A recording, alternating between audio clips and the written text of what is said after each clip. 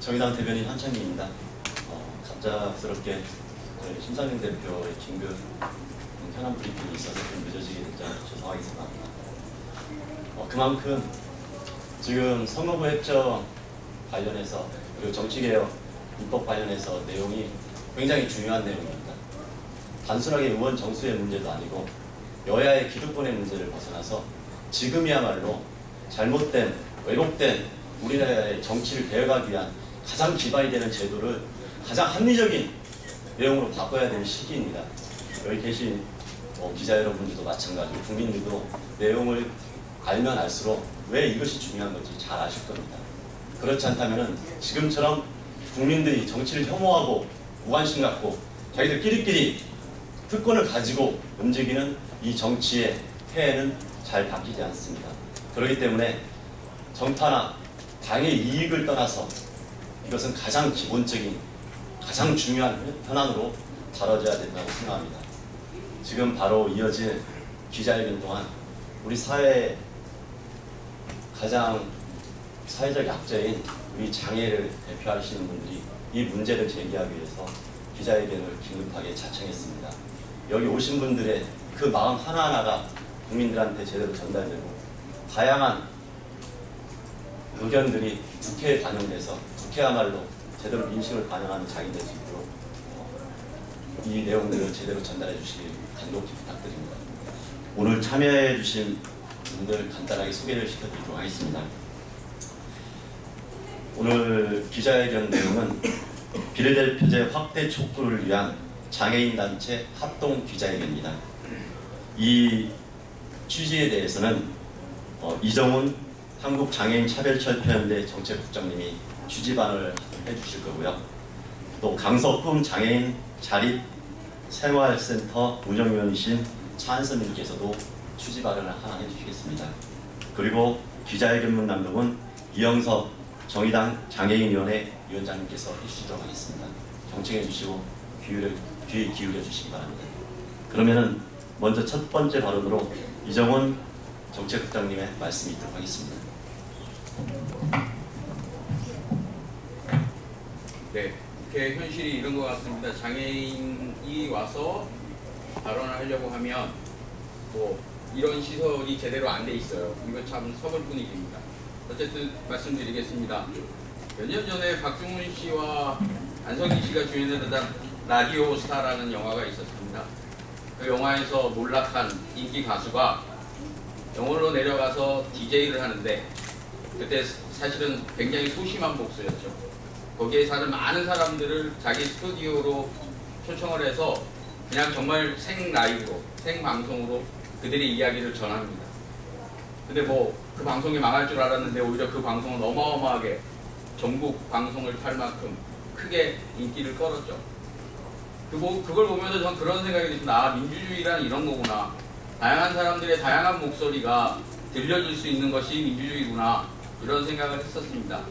장애인 비례, 아니 의석수 비례, 이거는요 다양한 사람들의 이야기가 들려줄 수 있도록 하는 하나의 기구입니다. 대안이고 정책입니다. 그런데 자기들의 기득권을 위해서 이것을 막아버리고 안 하겠다고 하는 것은 결국 자기들의 기득권만 지키겠다는 그런 의도로밖에는 보이지 않습니다. 국회가 대통령을 위해서 대통령의 입장을 대변하는 것이 아니고 단 1%의 사람들을 위해서 대변하는 것이 아니라 정말 많은 사람들, 이 사회에서 살아가는 많은 사람들의 목소리를 대변해야 되는 곳인데 그것을 안 하겠다고 하는 것은 참 어떻게 할 말이 없는 처사라고밖에 보이지 않습니다. 이 제도가 꼭 실천되기를 부탁을 드려야 되나요? 아니면 촉구를 해야 되나요? 어떤 용어를 써야 될지는 잘 모르겠는데 꼭 실현되기를 바랍니다. 감사합니다. 두 번째 취지 발언으로 차한선 운영위원님께서 말씀을 하겠습니다.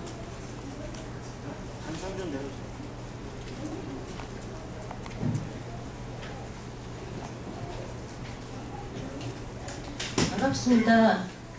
저는 장애인이고 여성이거든요. 장애인 여성이 사실은 정치라는 것을 대할 때 굉장히 많은 많은 그 편견도 있고 여러 가지 편견과 사회적 문제를 가지고 많이 싸워야 합니다. 그런데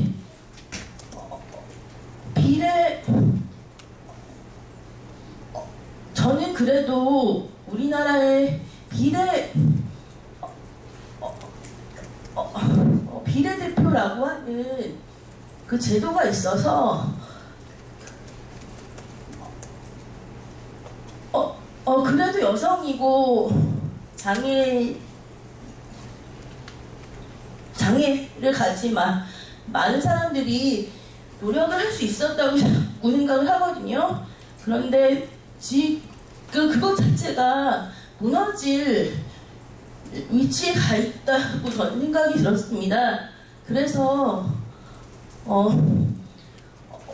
그런 것들을 좀 같이 막아내고 어떤 정말 민주적인 제도와 민주적인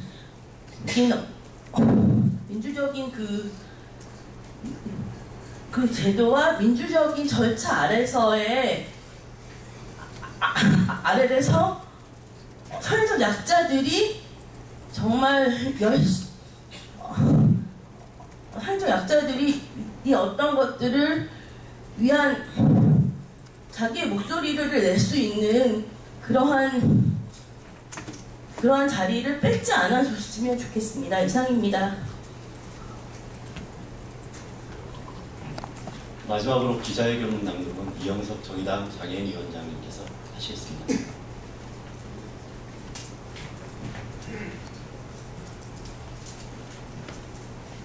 네, 기자회견문을 낭독해드리도록 하겠습니다. 의원 정수 300명 못 박은 합의를 처리하라. 선거제도 개혁하지 않겠다는 새누리당과 새정치민주연합, 사표를 줄이고 정당 득표율을 반영하는 정당 명부 비례대표제를 수용하라. 국회 정개특위의 새누리당과 새정치민주연합의 간사의원들의 의원 정수 300명을 유지하기로 합의했다고 한다. 정치개혁의 요체는 선거구별 임금 편차를 줄여 국민의 선택에 따른 대의민주 정치의 참뜻을 실현하는 것과 턱없이 부족한 비례대표 의석수를 늘려 장애인과 같은 사회적 소수자들의 의사가 국가정책 결정 과정에 보다 쉽게 반영될 수 있도록 하는 것이다. 현재 인구수 대비 장애인의 비율은 5% 수준으로 나타나고 있다. 그러나 우리나라 300인의 국회의원 중 장애인 당사자 국회의원의 수는 새누리당과 새정치민주연합을 합해 전체 의원의 1%에도 미치지 못하고 있다. 따라서 480만 장애인 당사자의 의사는 상당히 심각한 과소반영 상태에 빠져 있다 할 수 있을 것이다. 또한 예비후보 단계에서의 활동 보조인 비용 미지원 등 선거제도의 미비로 인해 지역구 선출선거를 통한 장애 당사자 후보자의 국회 입성은 보이지 않는 유리장벽과의 싸움인 것이 엄연한 당사자의 현실이다.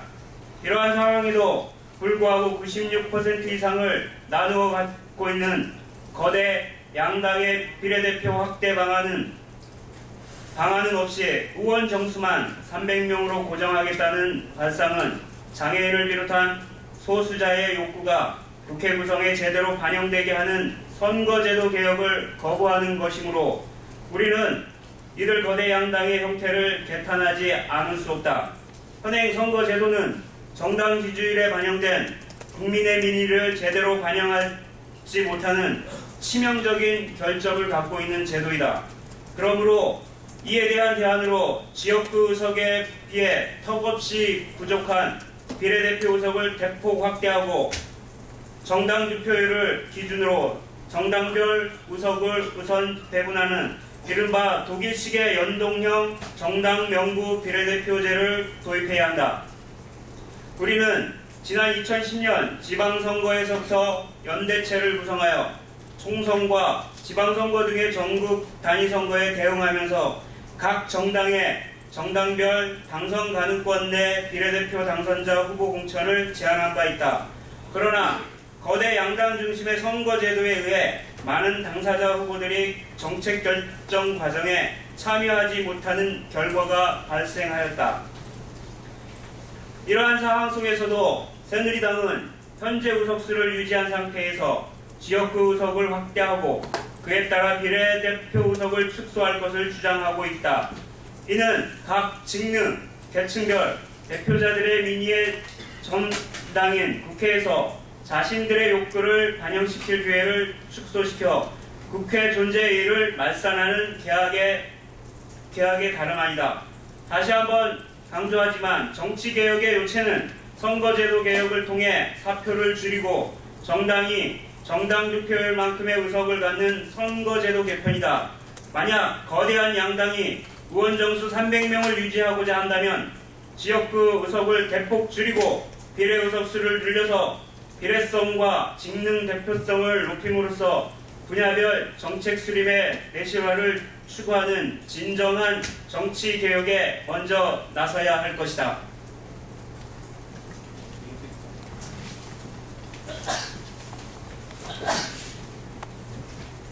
긴 시간 들어주셔서 감사합니다. 이러한 내용들이 국민들한테 제대로 전달되기를 부탁드립니다. 감사합니다.